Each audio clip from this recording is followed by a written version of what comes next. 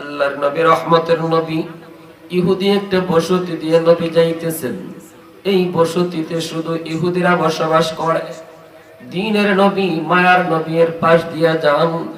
সঙ্গে হলেন আলী রাদিয়াল্লাহু তাআলা আনহু, বাইতুল মাল সম্পাদক। খাসাইসুল কুবরা নামক কিতাবের ভিতরে লিখেন দ্বীনের নবী মায়ার নবী এই বসতি দিয়া যান। হঠাৎ করে একজন মানুষ দৌড়ে নবীজির কাছে এসে হাজির হয়ে বলতেছে, ইয়া রাসূলুল্লাহ, টেনশনে পড়েছি, বিপদে পড়েছি গো নবী, আমি আপনার সাহায্য চাই। আল্লাহর নবী বলেন, কি বিপদে পড়েছো বলো? লোকটা কয়, হুজুর, এই বসতির সবাই হলো ইহুদি, আমি শুধু একমাত্র মুসলমান। অভাব যায় না, দুর্ভিক্ষ যায় না।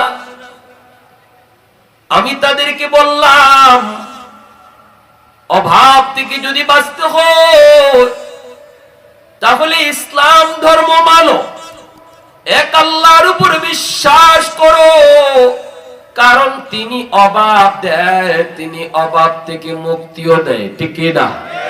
আরেকটু জোরে বলেন, ঠিক কি না? নাকি দয়াল বাবা? হ্যাঁ,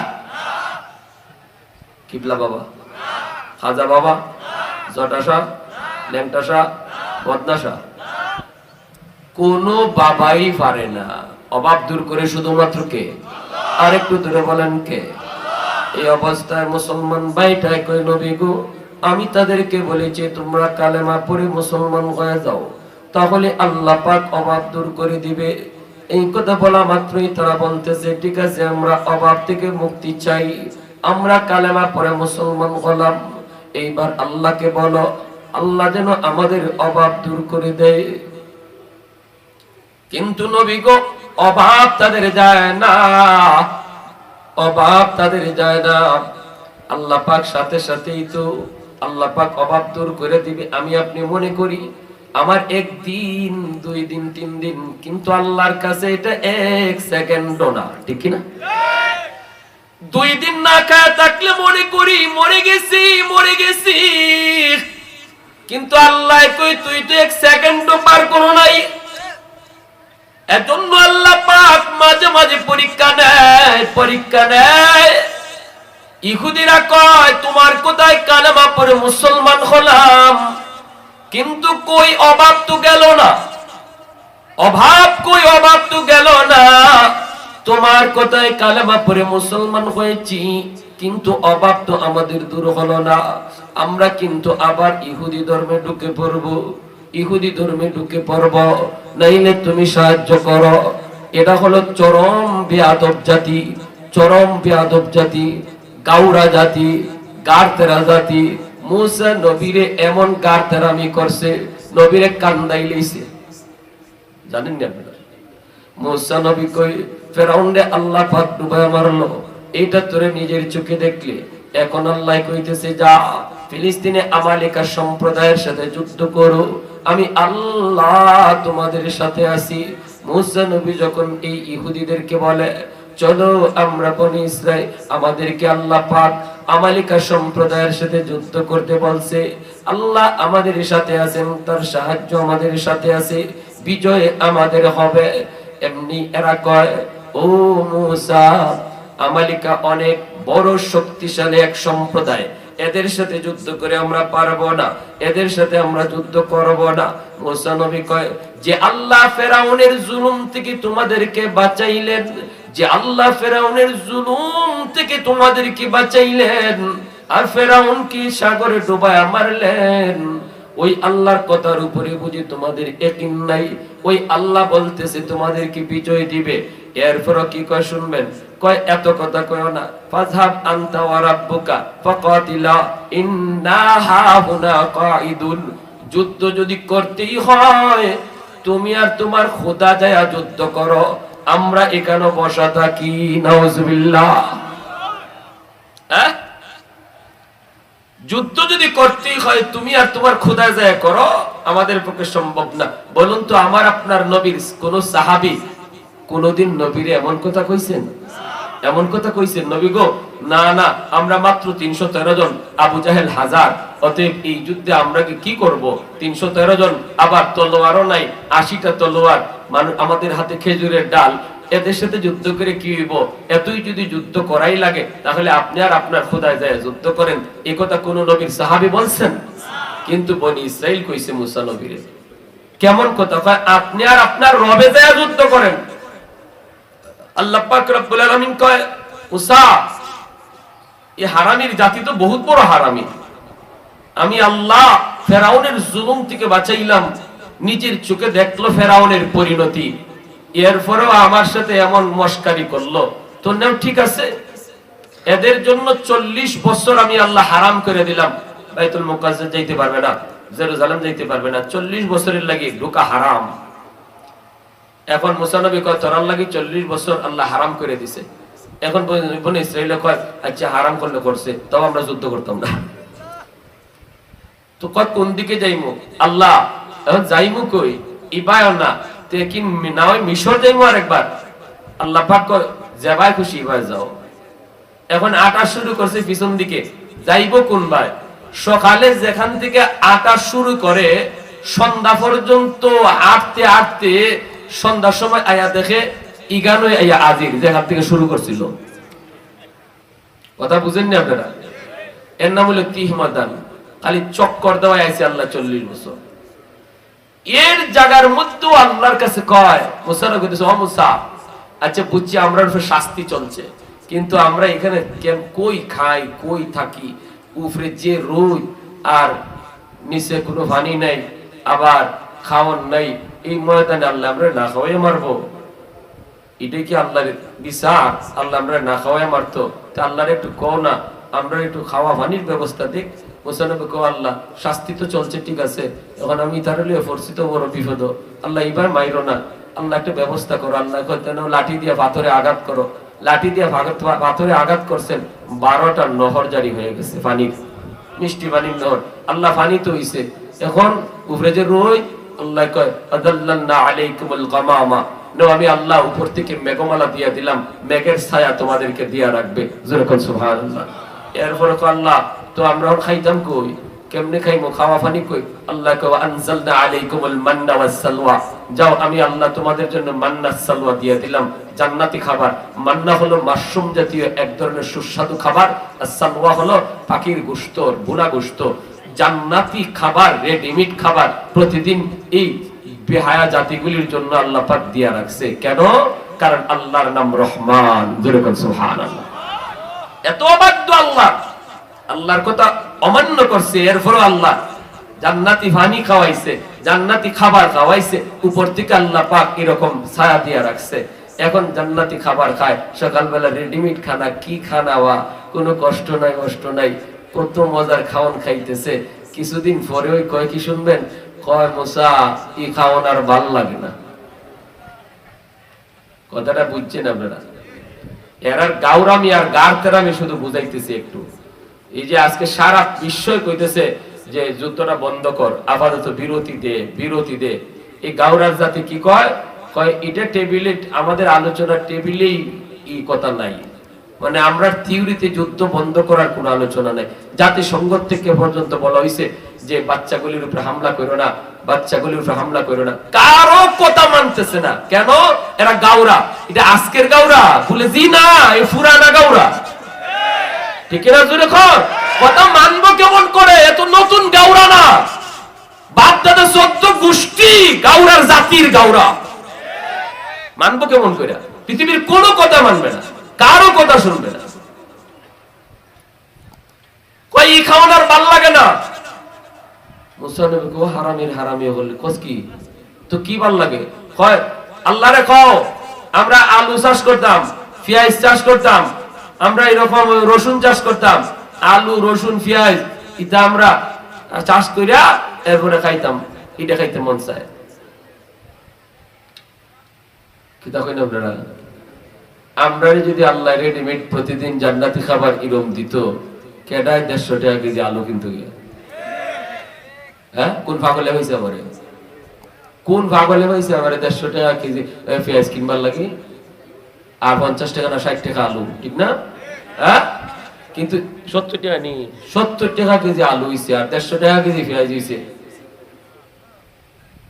এরা জান্নাতি খাবার খাওয়ায়, এরপরে ভাল লাগে না। আর এজন্যই এদের মাথার গিলু একটু বেশি। এই যে প্রযুক্তির লাইনে তাম দুনিয়াটারে ক্যাপচার করে রাখছে, প্রযুক্তির লাইনে খালি মাথা খেলায়া, ব্রেন খেলায়া আমেরিকারে চিবাদা ধরছে, ব্রিটেনরে আটকায়া রাখছে, এরকম ভাবে ফ্রান্সরে আটকায়া রাখছে, পৃথিবীর অনেক পরাশক্তি গুলারে এরকম ভাবে মাইনকে চিপায় ফেলায়া রাখছে শুধু ব্রেন দিয়া। আমেরিকা চাইলেও ইসরায়েলের বিরুদ্ধে যেতে পারবে না, কারণ মাইনকে চিপা বুঝেননি আপনারা? হ্যাঁ, বিভিন্ন পোস্টে বিভিন্ন জায়গায় গুরুত্বপূর্ণ জায়গায় ইহুদি বসায় রাখছে। আমেরিকার প্রেসিডেন্ট জো বাইডেন যদি আজকে বলে যে আমি ইসরায়েলের সাথে নাই, দেখবেন কালকে ওই হেটুস অথবা ক্ষমতা থেকে নামে যেতে হইব। ব্রিটেনের প্রধানমন্ত্রী ওই যে ভারতের ঋষি নাকি ঋষি একটা, এ যদি আজকে কয় আমি ইসরায়েলের সাথে নাই, কালকে ক্ষমতা থেকে নামতে হইব। এমন ভাবে গেরা করলে আটকায় রাখছে শুধু ব্রেন খেলায়। কেন এত ব্রেন পাইলো কোত্থেকে? এজন্য অনেক মুহাক্কিকিন কেরাম বলেন এদের এত বেশি ব্রেন হওয়ার কারণ এটাও একটা, দুনিয়াতে শুধুমাত্র আল্লাহ এদেরকেই জান্নাতি খাবার খাওয়াইছে, এই জাতিটারে জান্নাতি খাবার খাওয়াইছে আল্লাহ। আর এই জান্নাতি খাবারের ব্রেন এদের মাথা এদের। তবে আফসোস, এই ব্রেনটা ভালো কাজে ব্যয় করে, যত শয়তানি আর দুষ্টামি আছে এই ব্রেনটারে কাজে লাগায়। আল্লাহ ওদের সহি বুঝ দাও, নাইলে তোমার কুদরতি হাত দিয়ে ওদেরকে ধরো। বলেন আমিন। আরো জোরে বলেন আমিন, আরো জোরে বলেন আমিন। আল্লাহর নবী, রহমতের নবীর কাছে লোকটা এসে ডাক দেয়া কই, নবী গো, আমি বড় টেনশনে, এখন আমাকে সাহায্য করতে কয়। আমি একজন গরিব মানুষ, আমি কেমন করে ওদেরকে সাহায্য করব? আমারই তো সাহায্যের প্রয়োজন। কি করব, কি জবাব দিব কিছুই বুঝে পাই না। ওরা সাফ সাফ জানায় দিছে যদি আমি সাহায্য করতে না পারি তাহলে ওরা আবার ইহুদি ধর্মে ঢুকে যাবে। আল্লাহর নবী, রহমতের নবী তখন আলী রাদিয়াল্লাহু তাআলা আনহুর দিকে তাকালেন। আলীর দিকে তাকে নবী বলতেছেন, আলী বলো, বাইতুল মালে তাদেরকে সাহায্য করার মতো কিছু আসেনি? আলী রাদিয়াল্লাহু তাআলা আনহু বলেন, নবী গো, একদম খালি, দেওয়ার মতো কিছুই নাই। আল্লাহর নবীও টেনশনে পড়ে গেলেন, কি করবেন? নবীজি ওদেরকে সাহায্য কেমনে করবেন? ওই অবস্থায় একজন ইহুদি, অনেক ধনী ধনাঢ্যশীল একজন মানুষ ইহুদি দৌড়া আসছে, আইসা বলতেছে, মুহাম্মদ, এই মুহূর্তে আমি তোমাকে সাহায্য করতে পারি। আমার কাছে 40 মিসকাল স্বর্ণ মুদ্রা আছে, আমি তোমাকে এই স্বর্ণগুলি দিয়ে দিব, বিনিময়ে তুমি আমাকে 40 মণ খেজুর দেওয়া লাগবে। আল্লাহর নবী বলেন, ঠিক আছে, খেজুরগুলি কতদিন পরে দিতে হবে? 3 মাস পর। নবী বলেন, ঠিক আছে, 3 মাস পর বাইতুল মালে অনেক খেজুর জমা হবে, 3 মাস পর খেজুর পাবে। আমি 3 মাসের টাইম তোমার কাছ থেকে নিলাম, এই মুহূর্তে তুমি 40 মিসকাল স্বর্ণ মুদ্রা দিয়ে দাও। নবীজি তার কাছ থেকে স্বর্ণ মুদ্রাগুলি নবী নিলেন, নিয়ে আল্লাহর নবী ওই বসতির মানুষগুলি যারা কালেমা পড়ে মুসলমান হয়েছে, অভাব দূর হওয়ার জন্য আল্লাহর নবী তাদের মাঝে বন্টন করে দিলেন। দিন যায়, রাত যায়, মাস যায়, 2 মাস চলে গেল, 3 মাস পার হওয়ার আর 3 দিন বাকি। 3 মাস পার হওয়ার বাকি আর কয়দিন? জোরে বলেন কয়দিন? 3 দিন বাকি। আল্লাহর নবী ওই বসতির পাশ দিয়া আবার নবী যাইতেছেন। এইবার নবীর সাথে আলী নন, এইবার নবীর সাথে হলেন হযরত ওমর ফারুক রাদিয়াল্লাহু তাআলা আনহু, যার হাতে তলোয়ার সব সময় খোলা থাকে, সব সময় তলোয়ার খোলা থাকে। ওমর রাদিয়াল্লাহু তাআলা আনহু আল্লাহর নবীর সঙ্গী, নবীর সফর সঙ্গী, নবীর বডিগার্ড, আল্লাহর নবীর খাদেম হয়ে রওনা দিয়েছেন। এই বসতির কাছে যাওয়া মাত্র ওই ইহুদি মানুষটা দৌড় দিয়া মায়ার নবীর রাস্তা আটকায় দিল। আটকায় বলতেছে, মুহাম্মদ, এই মুহূর্তে আমার খেজুরগুলি দাও। আল্লাহর নবী বলেন, ভাই তোমার খেজুর দেওয়ার টাইম আরো 3 দিন বাকি। কয়দিন বাকি? তোমার খেজুর দেওয়ার টাইম আরো 3 দিন বাকি। তুমি নিজের মুখেই বলেছো 90 দিন পর দিয়ে দিও। আমিও তো 90 দিনের অপেক্ষায় আছি। আমার পুরাপুরি মনে আছে, কোনো ভুলি নাই, পেয়ে যাবা তুমি। লোকটা কয়, আমি 90 দিন বুঝি না, 3 মাস বুঝি না, এখন আমার খেজুর দেওয়া লাগবে, এখনই খেজুর দিতে হবে। নবী যত তারে বুঝান, এরপর নবীর বুঝ মানে না। আল্লাহর নবীর সাথে চড়া আওয়াজে কথা বলতে লাগলো, ভাষা খারাপ করা শুরু করলো। আল্লাহর নবীর সাথে ভাষা খারাপ করা শুরু করলো। নবীজি এরপর নরম সুরে কথা বলেন, নবীজি সুন্দর ভাষায় তারে বোঝানোর চেষ্টা করেন। এরপর ইহুদি বুঝে না। সাথে আছেন হযরত ওমর। ওমর সব দেখতেছেন, সব শুনতেছেন। দাঁতে কিরিমিরি খায়া ওমর ধৈর্য ধরতেছেন, তবুও কিছু করতে পারেন না, কারণ রহমতের নবী স্বয়ং হাজির। এইবার আল্লাহ নবী যত তারে বুঝায়, বুঝ মানে না, বুঝ মানে না। নবীজি কয়, ভাই একটু বুঝার চেষ্টা কর। কয়, না না, আমি বুঝ মানি না, বুঝানোর কোনো সুযোগ নাই, খেজুর চাই, খেজুর।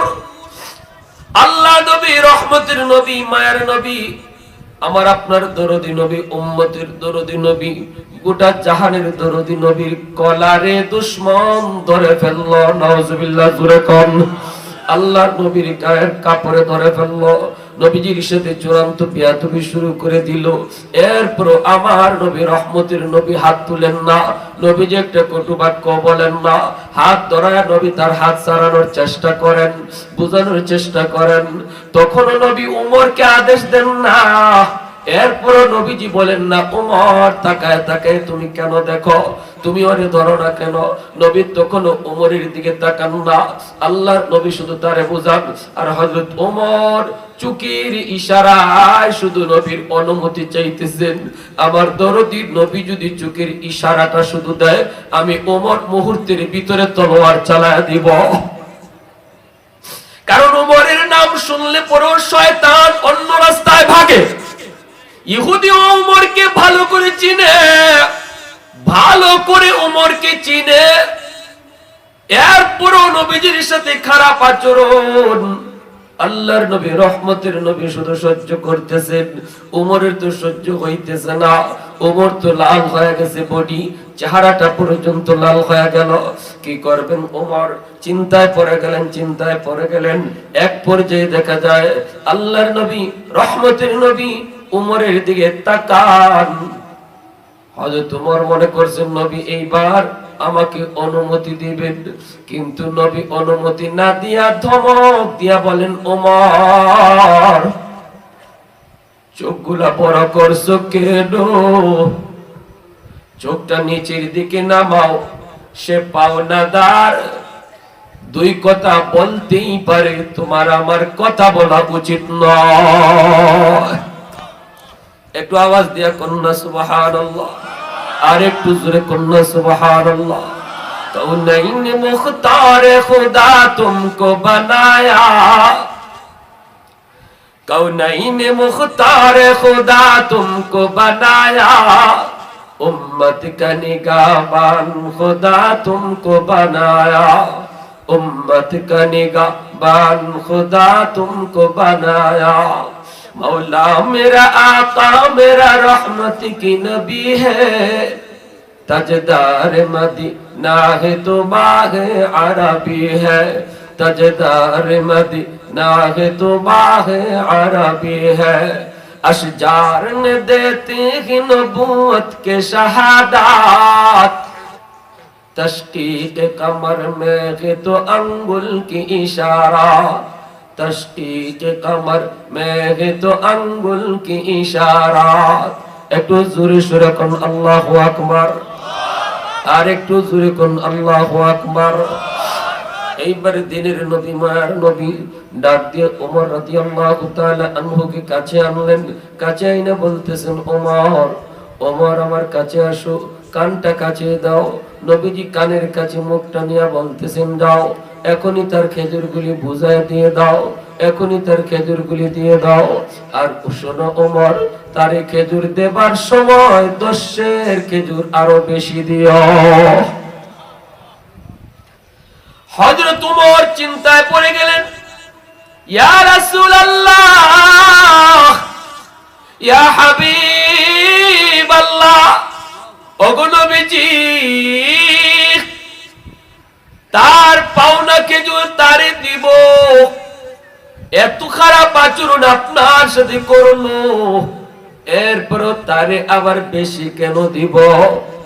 আল্লাহর নবী তখন বলতেছেন, ওমর, তুমি যে তার দিকে চোখ লাল করে তাকাইছো, এর জরিমানা হলো 10।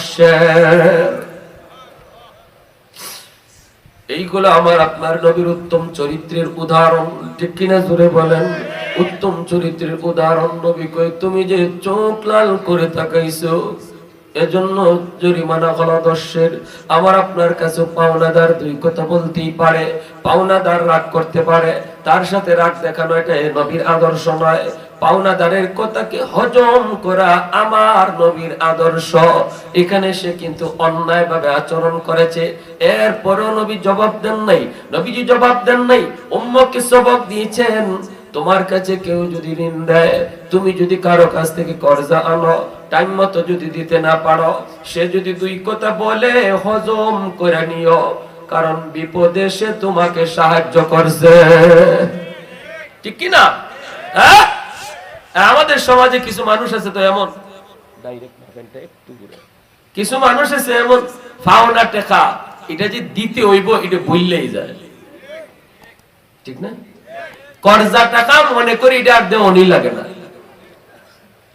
যদি কই শুক্রবার, আগামী শুক্রবারে দিয়ে দিব, তাহলে বছরের শুক্রবার আর আয় না, শনিবার থেকে বৃহস্পতিবার পর্যন্তই তার সপ্তাহ শেষ হয়ে যায়।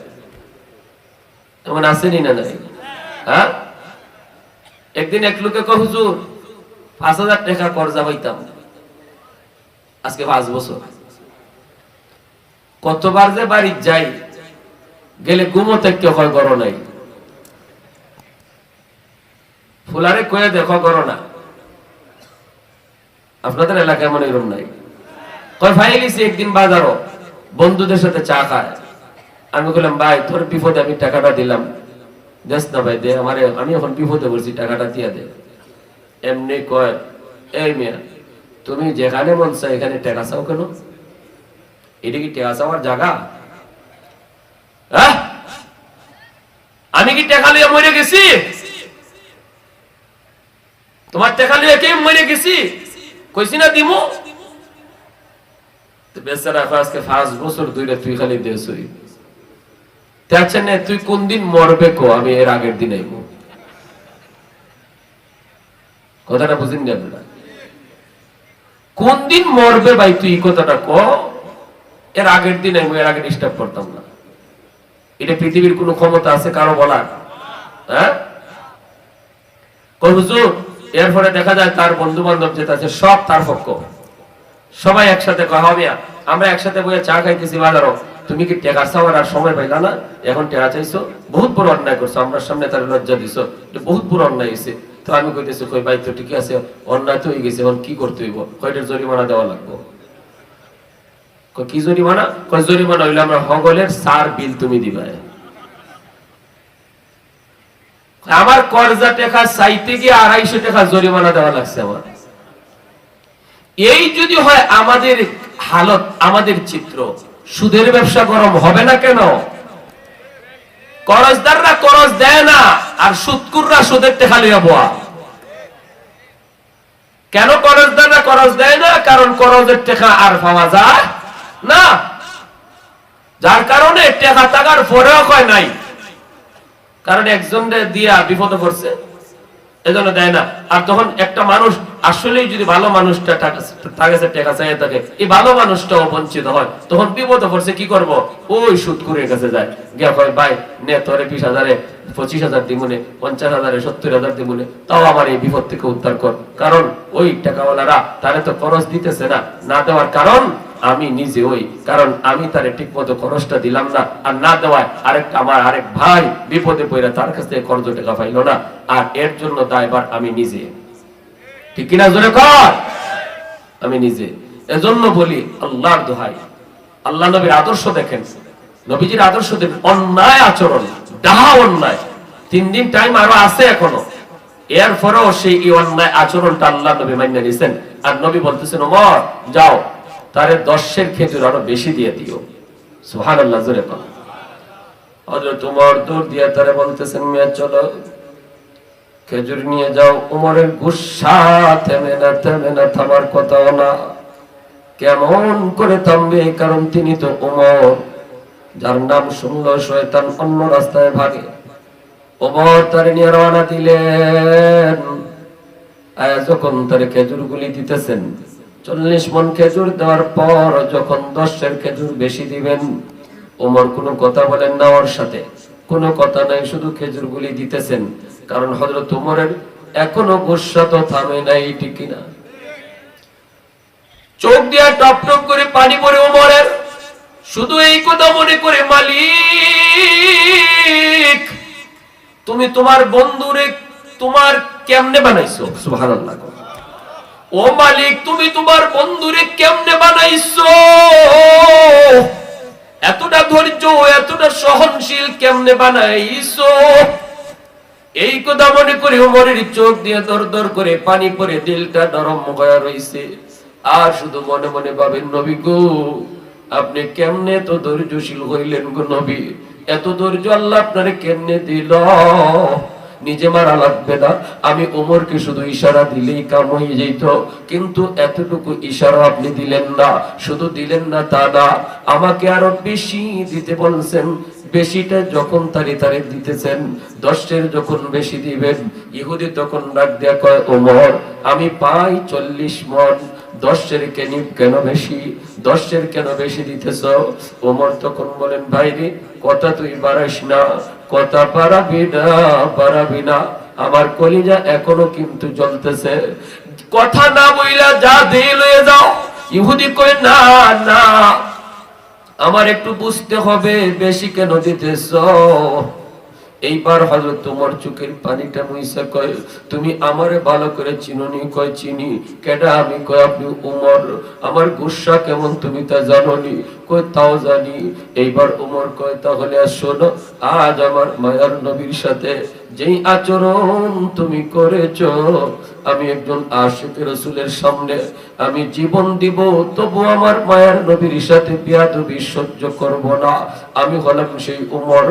এরপরও তোমারে কিছু করতে পারি নাই, এরপরও কোনো বদলা নিতে পারি নাই, কারণ শুধু একটাই, আমার রহমতের নবী স্বয়ং হাজির। আমার নবীর অনুমতি না পায়া তোমার গায়ে হাত তুলতে পারি না, এজন্য আমি চুপচাপ রইছিলাম। এইবার শোনো, আমি যখন চোখ লাল করে তোমার দিকে তাকাইছি, নবী আমাকে কাছে নিয়ে কানে কানে বলে দিলেন, ওমর 10 খেজুর তারে বেশি দিয়ে দিও। আমি বলেছিলাম কেন? নবী কয়, আমি যে তোমার দিকে চোখ লাল করে তাকাইছি, এর জরিমানা বাবদ 10 বেশি দিতে হবে। ইহুদি ডাক দেয়া, ওমর 10 লাগবে না, 40 মণও লাগবে না। আমি তাওরাত কিতাবের পণ্ডিত, তাওরাত কিতাবের ভিতরে আখিরি নবীর যতগুলি আলামত, সবগুলি আলামত আমি মুহাম্মদুর রাসূলুল্লাহর কাছে পেয়েছি। একটা আলামত আমার পাওয়া বাকি ছিল। তাওরাত কিতাবে আছে আখিরি জামানার নবীর আখলাক হবে খুলুকে আযীম, মহান চরিত্রের অধিকারী। কেউ খারাপ আচরণ করলো ইনি খারাপ আচরণ করবে না। এই হলো মুহাম্মদুর রাসূলুল্লাহর একটা আলামত। ওই আলামতটা পাওয়াই শুধু বাকি ছিল রে ওমর। এজন্য আমি ইচ্ছা করে খারাপ আচরণ করেছি ওই আলামতটা পাওয়ার জন্য। আমার পাওয়া হয়ে গেছে ওমর, আমার পাওয়া হয়ে গেছে। অতএব আমি আর দেরি করতে চাই না, এখনই কালেমা পড়ে নবীর দরবারে নিয়ে যাও। আল্লাহ নবীর কাছে আইসা ইহুদি কালেমা পড়ে মুসলমান হয়ে গেল। এই হলো আমার নবীর চরিত্র, এই হলো আমার নবীর আখলাক। ভাইরা বন্ধুরা, ইহুদির সাথে আমার নবীর এত সুন্দর আচরণ ছিল। আজকে ইহুদিরা আমার মুসলমান ভাইদের সাথে কত নিষ্ঠুর আচরণ। তাদের নিজেদের পাওনা জমি নিজেদেরকে দেয় না, রিফিউজি হইয়া আসলো, এরপর তাদেরকে থাকতে দিল না। আজকে আমেরিকা পাশে আইসা কয় ইন্নী জারুল লাকুম, আমি তোর পাশে আছি। আমেরিকা কইতেছে ইন্নী জারুল লাকুম, আমি তোর পাশে আছি, টেনশন নাই, ভয় নাই। ইরান কিছু করবে না, সৌদি কিছু করবে না, ইরাক কিছু করবে না, সিরিয়া কিছু করবে না, আমি তোর পাহারায় আছি। ভূমধ্য সাগরে রণতরী লইয়া আমেরিকা হাজির। কি কয়? ইন্নী জারুল লাকুম, আমি তোর পাশে আছি। এই কথাটা ইবলিস বলেছিল। ইবলিস বদরের যুদ্ধে আবু জাহেলকে বলেছিল ইন্নী জারুল লাকুম, আমি তোর পাশে আছি আবু জাহেল, টেনশন করবি না, মুহাম্মাদের বাহিনী সহ সাফ করে ফেলা। আবু জাহেল কইছিল নেতা, তুমি যদি পাশে থাকো টেনশন নাই, সব সাফা করে ফেলবো, সব সাফা করে ফেলবো। এরপরে ঘটনাটা কি হইছে, শয়তান কি দেখছে বলবো? একটু জোরে, একটু জোরে। আল্লাহর জমিনে আল্লাহর দ্বীন জিন্দা থাক। ওরা চায় দ্বীনের আলো নিভাইয়া দিতে, আল্লাহ চায় দ্বীনের আলো জ্বালাইতে। আল্লাহ কি নিজের ইচ্ছায় আলো জ্বালাবে না আমাদেরকে দিয়ে জ্বালাবে?